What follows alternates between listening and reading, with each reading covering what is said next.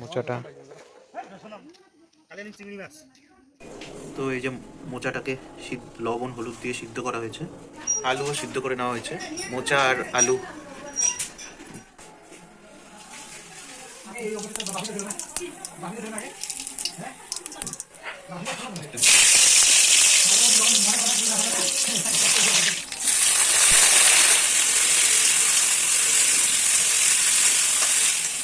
আদা বাটা দেওয়া হলো, ধনিয়া গুঁড়া দেওয়া হলো, জিরা গুঁড়া, হালকা লঙ্কার গুঁড়া দেওয়া হলো, এই হলুদ গুঁড়া দিয়ে এখন স্বাদ মতো নুন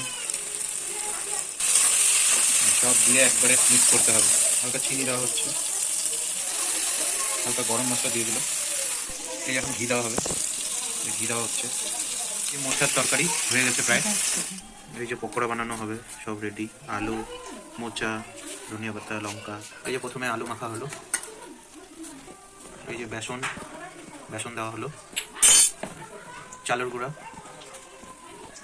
ধনিয়া পাতা, লঙ্কা, এই যে জিরার গুঁড়া, লঙ্কার গুঁড়া, লবণ, এই যে মিক্স করা হচ্ছে। সামান্য একটু জল দিয়ে দেবো। এই যে সিদ্ধ করা মোচাটাকে এখন এর মধ্যে মিক্স করব। এই যে মিক্স করা হলো,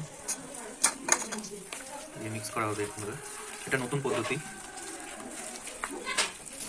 তো এই যে তেল গরম হয়ে গেছে,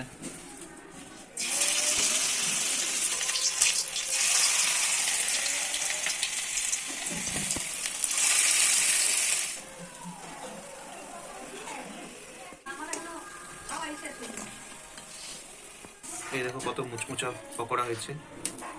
এই দেখো কত সুন্দর লাগছে দেখতে।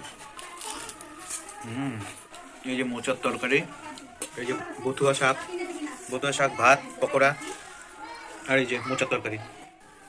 তো এই যে মাছ, পকোড়া, মোচার তরকারি, শাক, পেঁয়াজ, লঙ্কা, লবণ, ডাল দিয়ে ভাত খাবো এখন।